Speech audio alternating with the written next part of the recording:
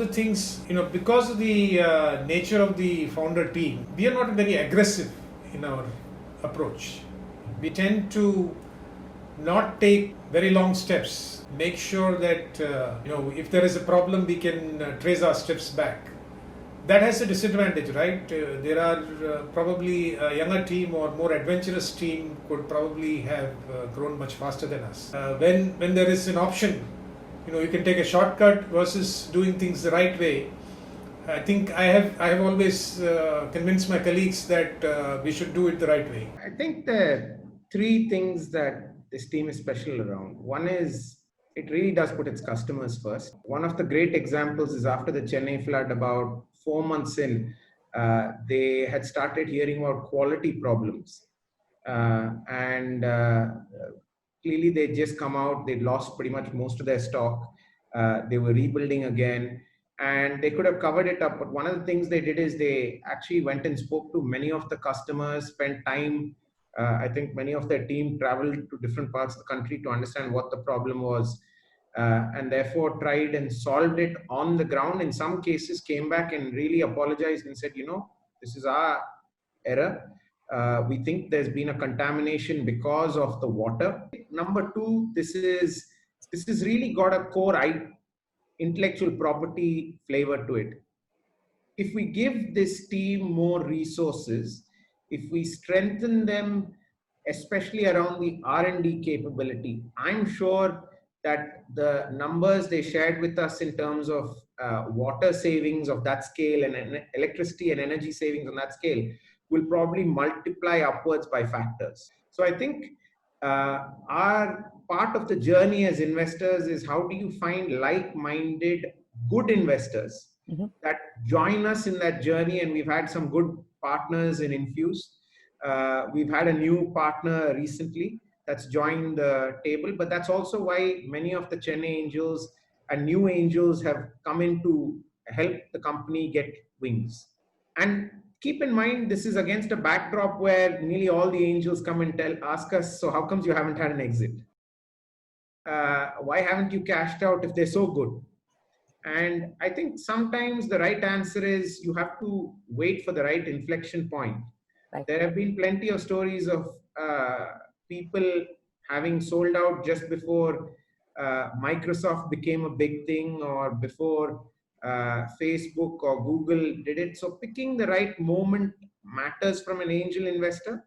But more importantly, it's not per se about the monetization pathway. It's much more about, in our case, as the Chennai Angels, what is the value you can still add to a company 5 years into the journey, 7 years into the journey? Where can you add the value? So are there still introductions that we can bring to the table that are unusual? Are there newer investors that we can bring to the table that are rarer? I think the third piece that I really have to put on record is this is the best governance team we've seen in a long pathway. When you are on the borderline of knowing that this is against perhaps the interests of an investor or a party, people go mum, right? Or they'll cancel the meeting. This is not a team that's shy on having those conversations. So I think governance for me is pristine. This is a team that in the toughest of days have shone brightly and not easy. We have seen many younger teams, many what I would say teams on simpler issues that have not come close, how they've all gone downstream. So the next group of leaders, how they've imbibed the value principles of, I think, a rare set of founders. Have some larger or a bigger why for why you start your business, not just an alternative way of making money. I think that is very important to have. Otherwise, I think you would give up. I would say don't ever fudge. Try to make people believe that things are what they are not. I can guarantee that is the surest way to fail. That's definitely not a way to build a good company. So I would say that is the biggest don't. Sam, what would you say to entrepreneurs when they come to talk to investors? Focus truly matters because it gets you the shortest, quickest distance between 2 points. That's one. The second one, which is the don't, is please do not waste time on a discussion on valuation. It is important that you have a point of view.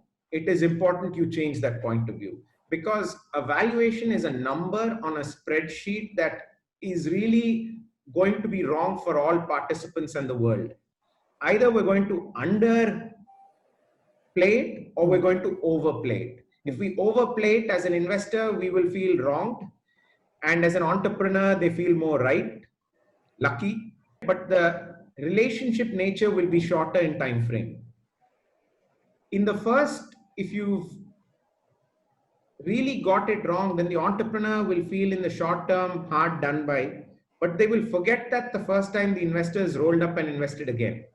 Because guess why? The investor has understood that this is not one marathon in which I've had to give your car fuel, but this is multiple marathons that I've had to effectively give you fuel on a consistent basis. And from that point of view, the next time around, the valuation of the fuel is much higher. Clearly, I want you to achieve the best valuation you can. But at the same time, I want it to be fair so that the next investor feels equally championed. This is an 8-year-old journey where you've got multiple investment people from the Chennai Angels who share time with the team, who will give them time at t=0 when they ask, but also reach out to the team when it's got no benefit to them, just to make sure that, hey, can I help you rise further? Can I help you go farther? And are there aspects of your business that we can perhaps play a better role, right? And I think it's moments like that that you truly smile, I think, as an entrepreneur, because the valuation, is it the difference between having a house with 10 floors if you're super successful, or 100 floors in the middle of Bombay? I think in the whole scheme of life, it's more important that you share time with great people. Yeah. Right?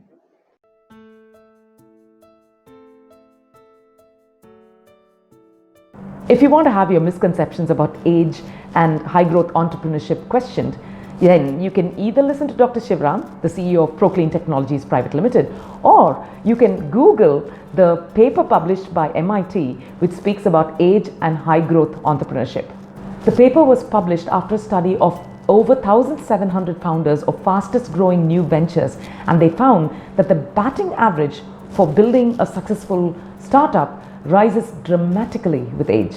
One of the things they write in that paper is that a 50-year-old founder is 1.8 times more likely to achieve high tail growth than a 30-year-old founder. Worth thinking about, isn't it? And that, ladies and gentlemen, brings us to the end of the pilot series of Inside Stories by Anu. In this series, I collaborated with the Chennai Angels, and we covered the stories and insights from 4 startups that were part of the Chennai Angels bouquet of companies, so to speak. Right from editing to learning animation to culling out little nuggets of insights and putting them together into small bite-sized videos that are easily digestible by the audience. This has been a wonderful journey for me, and I hope you found it as meaningful and as enjoyable as I did. Thank you for watching. Bye for now.